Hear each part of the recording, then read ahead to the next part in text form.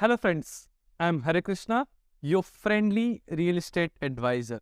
तो आज मैं एक रियल एस्टेट ट्रेंड पे बात करूंगा जिसमें दो टर्म्स ज़्यादा यूज़ करूंगा, मिलेनियल्स और जेन जी।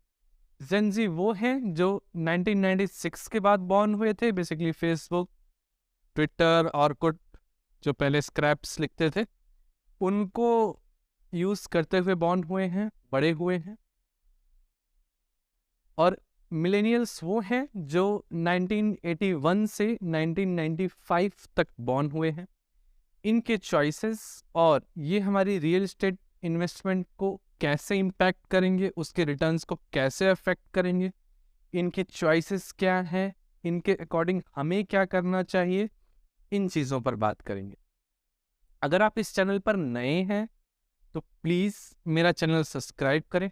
मैं ऐसे ही रियल एस्टेट की एजुकेटिव वीडियोस और प्रोजेक्ट के रिव्यूज़ लाता रहता हूँ, बिल्कुल अनबायस्ड रिव्यूज़ लाता रहता हूँ, जिससे कि आप एक वेल नोन इन्वेस्टमेंट डिसीजन ले पाए।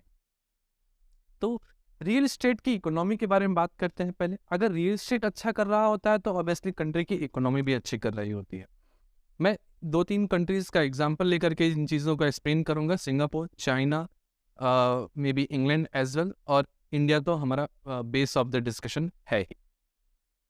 तो जो अभी नई वाली जनरेशन है उसने काफ़ी दिनों से, काफ़ी सालों से ये एक रियल एस्टेट में स्टैग्नेंट देखा है, स्पेशली इंडिया में।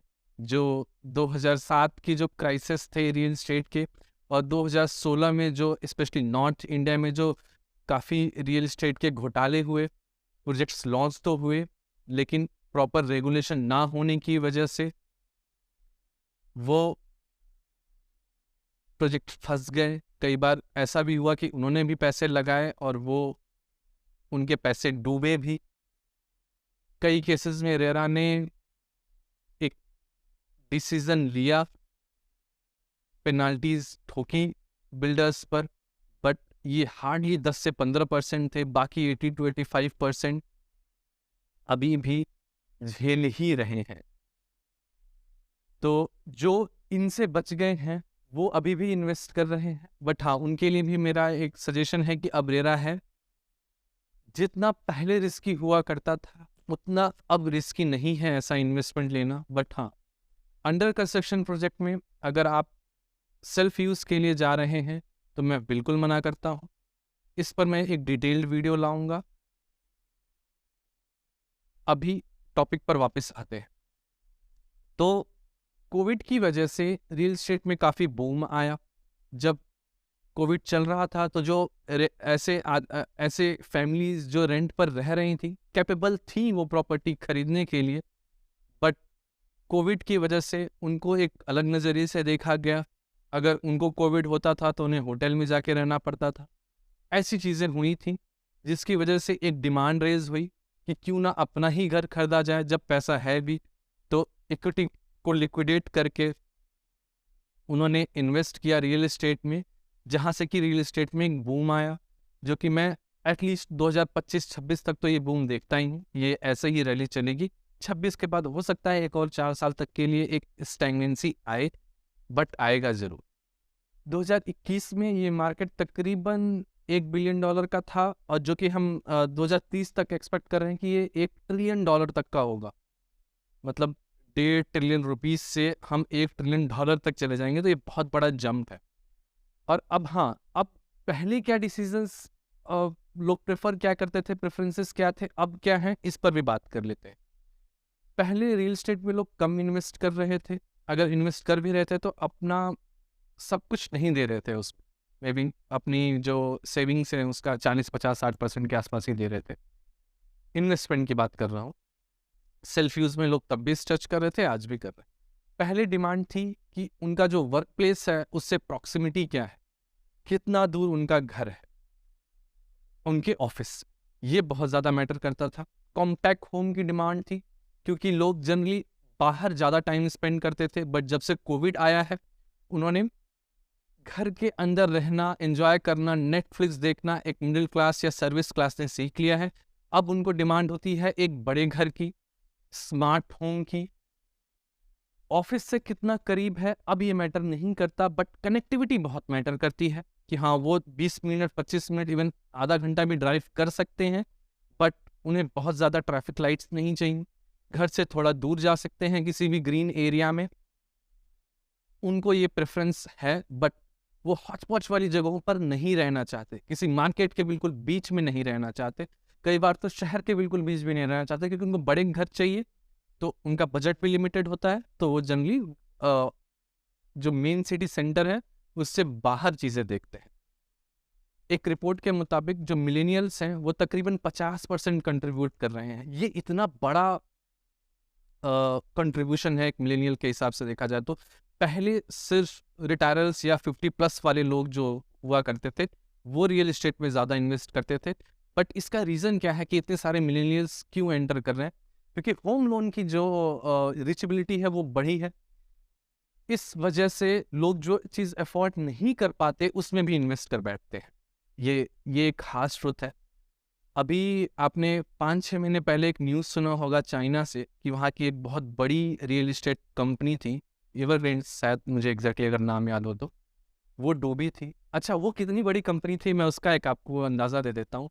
ये जो इतने भी बड़े बड़े प्लेयर्स हैं हमारे, गोदरेज हो, लोधा हो, हमारा DLF हो, M3M हो, इन सारों को मिला लीजिए साथ में, इनका टर्नओवर देख लीजिए, इनके एसेट्स देख लीजिए और उसमें 5 टाइम्स मल्टीप्लाई कर दीजिए, फिर भी एवरग्रीन एक बड़ी कंपनी निकलेगी। तो वो कंपनी डूबी। क्यों डूबी? क्योंकि वहाँ के लोगों ने, जो इन्वेस्टर्स थे चाइना में, वहाँ के मिलेनियल्स तकरीबन 70% कंट्रीब्यूट कर रहे थे, एंड दैट टू जो मैक्सिमम अमाउंट था वो होम लोन के थ्रू ही था। काफ़ी प्रोजेक्ट्स उनके अटके, आउटर स्ट्रक्चर कंप्लीट, या कई बार आउटर स्ट्रक्चर कंप्लीट नहीं भी हुआ, फिर भी वो पैसे की डिमांड किए जा रहे थे। और यहाँ पर जो मिलेनियल्स थे उन्होंने डिमांड को रिजेक्ट किया। इवन जो EMIs जा रही थी बैंक को, वो वाली EMIs भी अपनी तरफ से बंद की। Sort of a mass boycott of EMIs की उन्होंने, जिससे कि एवरग्रीन के पास पैसा नहीं गया और वो प्रोजेक्ट्स को बना नहीं पाए। मिलेनियल्स को बेसिकली पता नहीं था, वहाँ के चाइना के लोगों को, इन्वेस्टर्स को, कि ये प्रोजेक्ट मिलेगा कब हमें। वो अपने घर की डिमांड रखते ज़रूर हैं, बट वो डिलीवर कब होगा इसका कोई अंदाज़ा नहीं था, तो वो बेसिकली अपना पैसा पे नहीं करना चाहते थे। बैंक्स को भी काफ़ी इम्पैक्ट आया, बट हाँ, एवरग्रीन कंपनी तो डूबी। इस पे हमारा भी बहुत फ़र्क पड़ा था। हमारे रियल एस्टेट पर भी इम्पैक्ट्स आए थे। हमारे एल्युमिनियम हुआ या आयरन हुआ, जो इसके जो हम एक्सपोर्ट करते हैं चाइना को छोटा मोटा, उस पर काफ़ी इम्पैक्ट आया था कि सारे ऑर्डर्स ही कैंसिल हो गए थे और हमारे यहाँ पे काफ़ी इन्वेंट्रीज आ गई थी इसकी, जिससे हमारे यहाँ रियल एस्टेट के प्राइजेस, या हम कहें इनपुट कॉस्ट, कम हुआ था।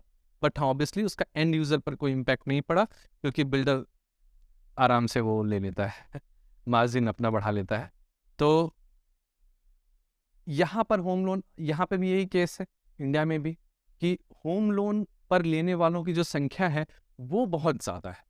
ये चीज़ मुझे वरी करती है कि अगर एवरग्रीन जैसी कंपनी डूब सकती है, तो इसके सामने गोदरेज, लोधा और ये जो भी हमारे छोटे मोटे बिल्डर्स हैं या इवन मिड साइज वाले बिल्डर्स हैं, वो कहीं स्टैंड नहीं करते, कभी भी डूब सकते हैं। तो अगर आप इस चीज़ को अफोर्ड नहीं करते तो प्लीज़ ऐसी चीज़ें ना खरीदें।